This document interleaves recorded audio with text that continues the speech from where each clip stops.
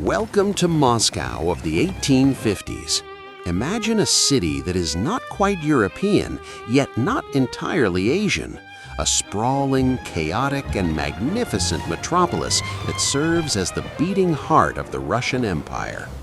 While St. Petersburg stands as the cold, granite, buttoned-up administrative capital of the Tsar, Moscow is the soul. It is older, warmer, messier, and infinitely more colorful. As you step into this era, the first thing that hits you is not a sight, but a sound. It is the sound of bells.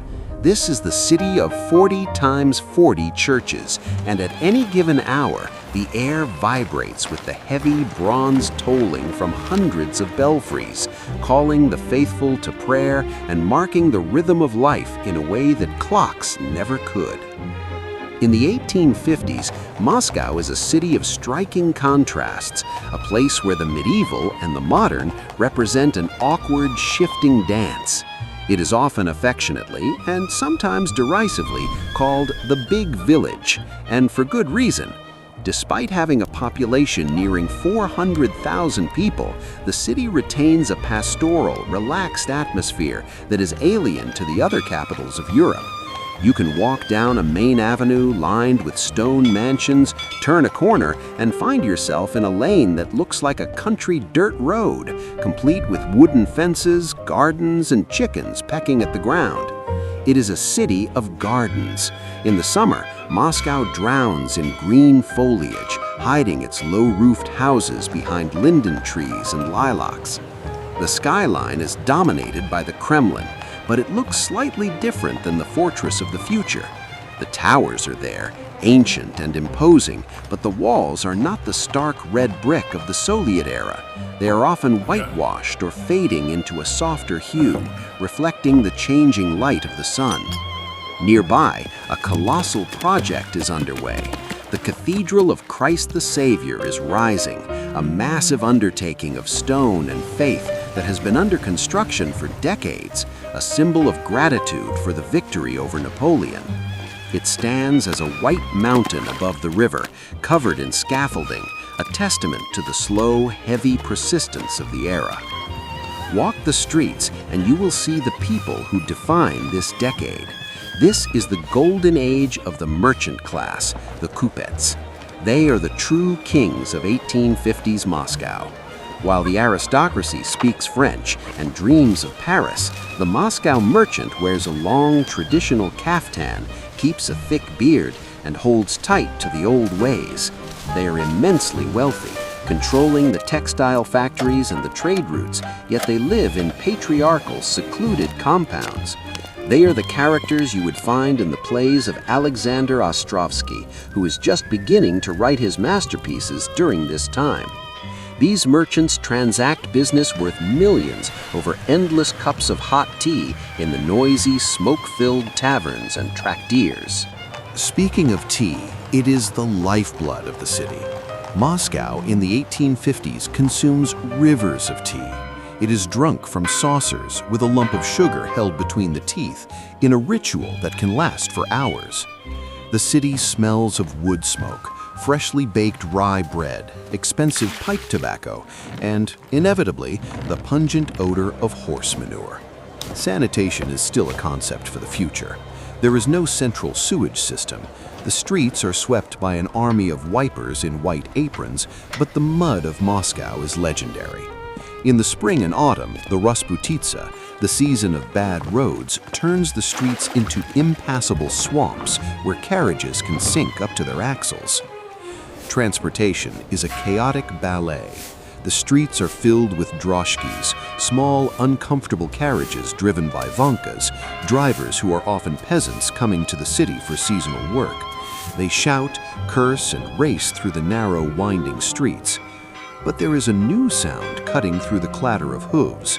It is the shrill whistle of the steam engine.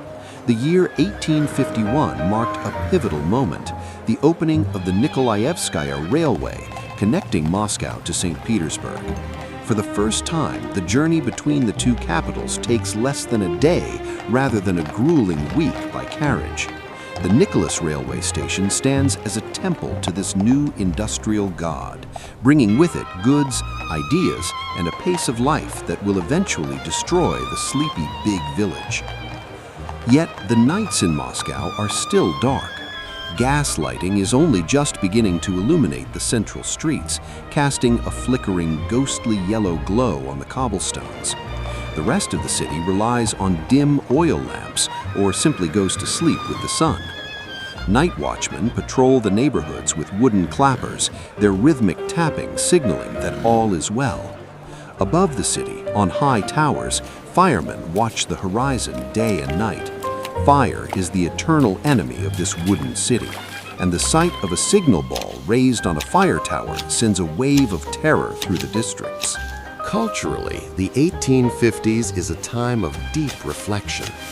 The university on Mohovaya Street is a hive of intellectual activity, where debates between westernizers and Slavophiles rage in lecture halls and salons.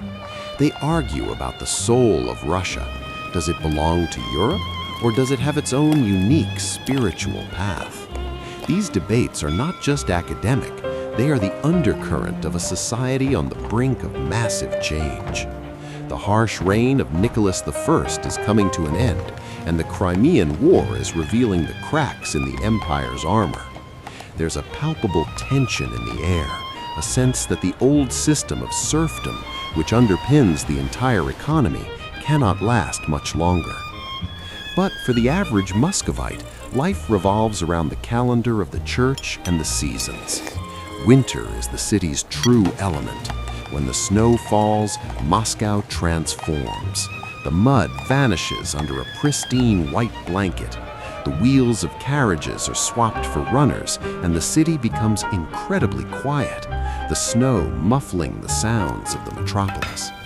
Thousands of sledges glide silently over the packed snow, and the frozen Moskva River becomes a thoroughfare, a fairground, and a skating rink all at once. The famous Ahotny Ryad market becomes an open-air freezer where frozen carcasses of beef, fish, and game are stacked like firewood, awaiting the hungry crowds. This is Moscow in the 1850s. It is a city of incredible texture and flavor. It is pious and sinful, wealthy and destitute, beautiful and grimy. It is a city standing on the threshold of the modern era, yet gripping tightly to its ancient roots. It is a place where you can hear the whistle of a steam train and the chanting of a medieval choir in the same breath. A city that does not just exist, but lives, breathes, and prays with an intensity that has no equal.